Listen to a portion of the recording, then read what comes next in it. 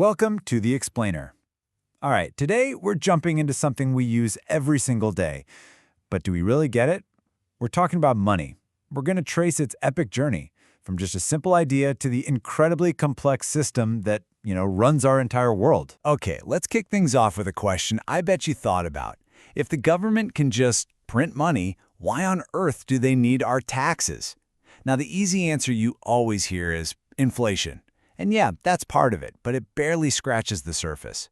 Seriously, digging into this one question, it unlocks the whole story of what money is, where it came from, and where it's going next. So to really get why money even exists, you got to go back. I mean, way back. We have to imagine a world without it, a world built on just simple trade, which, let me tell you, created a massive headache known as the barter problem. You see, barter is just clunky. It's so inefficient. Let's say you make amazing spears, but what you really need is potatoes. Well, you're pretty much stuck unless you can find a potato farmer who, right at that moment, happens to need a spear. That double coincidence of wants, as they call it, it almost never happens. So what's the fix? Well, you invent a middleman item, a third thing that everybody agrees has value. And that simple, brilliant idea, that's the spark that created money. Now, if you open up a textbook, you'll probably get this really dry three-part definition. It's a unit of account, a store of value, and a medium of exchange. And look, that's all technically true, but it totally misses how revolutionary this idea really is. This isn't just a tool, it's a technology. Yeah, a technology. And this quote gets it so much better. Think of it like this. Money is like a battery. When you work, when you create something or do something valuable, you're generating energy, your own productivity. Money is the tech that lets you store that energy. You can charge up this battery, carry it around, and then spend that value whenever and wherever you want. It's brilliant. Okay, so money started out as this physical technology, right? Like a gold coin or a shell. But its next big upgrade, it wasn't physical at all. The whole system evolved from being about things to being about something way more abstract and, honestly, way more powerful.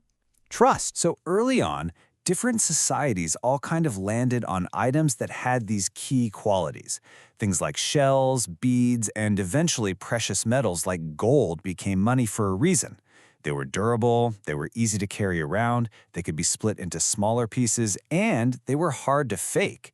But the most important one, they were scarce. Their limited supply, kind of like those limited edition V-Bucks, right? Made them a reliable way to store value. But here's where things get really interesting. There's this mind-blowing theory from the anthropologist David Graeber that just flips this whole story on its head. What if the first form of money wasn't a thing at all? What if it was just a promise? Think about it. In a small village, you don't instantly pay back every little favor, do you? No, you just keep a mental tab. Well, ancient civilizations just made that official. These clay tablets from Mesopotamia were basically shared ledgers. They tracked IOUs.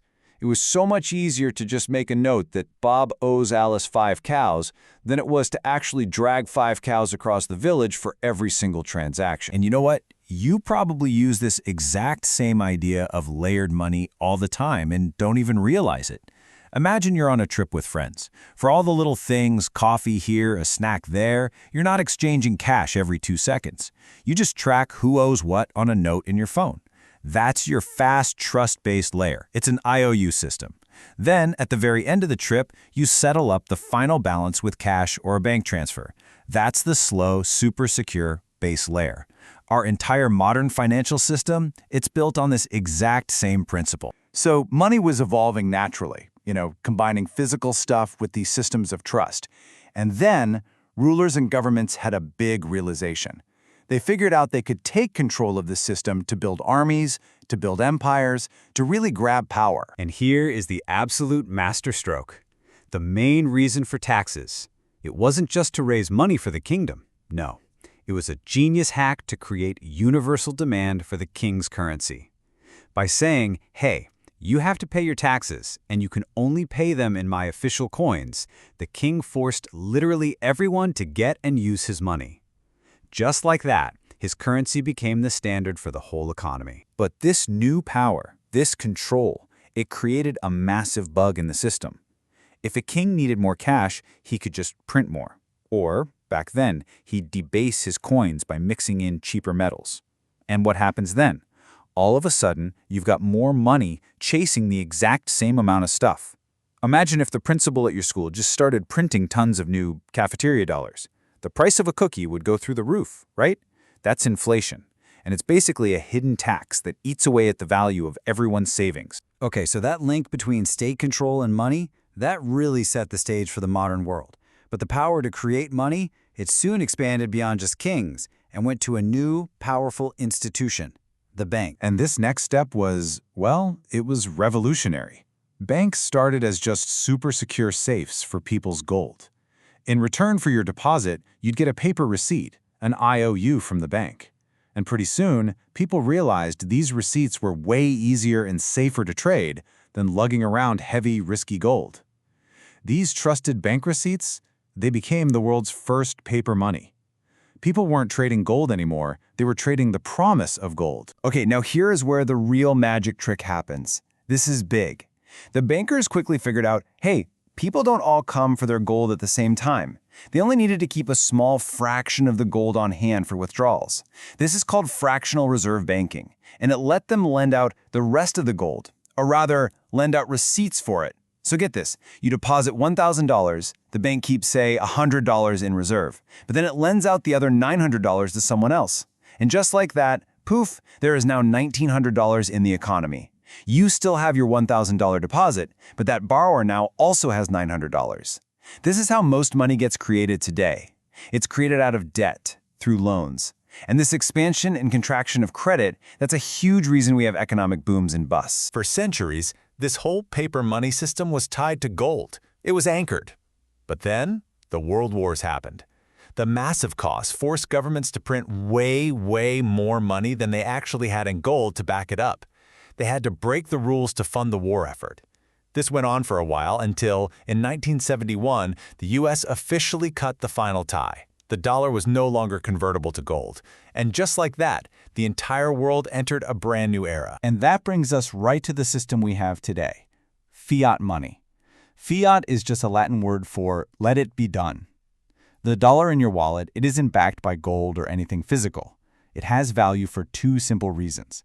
One, we all collectively trust and believe that it does. And two, and this brings us right back to our very first question, we all need it. We need it to pay our taxes. You know, today that phrase printing money is almost completely a metaphor. It's not really accurate. Over 90% of all the money in the world isn't physical cash. It's not paper or coins. It exists only as digital bits and bytes in bank computer systems, created with a simple keystroke whenever a bank makes a loan. And that brings us to right now, to the present day. Because just like the barter system had its problems, our current centralized, trust-based fiat system has its own set of challenges. And those challenges are sparking a whole new cycle of innovation, a new debate about what money should even be. And this really sets up the two competing visions for the future of money. On one side, you've got governments all over the world developing something called central bank digital currencies, or CBDCs. This is basically an upgrade to the fiat money we already have, one that's still centralized and controlled by the state. And on the other side, you have a totally new invention, decentralized money, like cryptocurrency. Here, the rules aren't set by a government or a bank, they're set by math and code run by a global network with no single boss. Now, it is really easy to look at the crypto world and just dismiss it all as a speculative bubble. And there's a lot of that, for sure. But maybe a better way to think about it is to compare it to the early internet, the dot-com bubble. That was chaotic, it was full of scams, but the underlying technology, the internet itself, was revolutionary. And the companies that survived that crash, like Amazon, they completely changed the world. So this table here, it really breaks down the fundamental conflict. It's a showdown. With a CBDC, the issuer is the government. With crypto, it's a network protocol. One is centralized, the other is decentralized. The money supply with a CBDC is unlimited, controlled by the state. With many cryptocurrencies, it's fixed by the code. It really all boils down to what you're basing your trust on: the authority of the state or the certainty of math and code. And that leaves us with one last big provocative thought. For thousands of years, money has been this evolving technology, a tool we use to store and trade value. But as it transforms into pure, weightless information, we have to ask ourselves, what will we value most? The stability of a government or the mathematical certainty of code? The choice we make won't just define the future of our money, it's going to define the future of our society itself.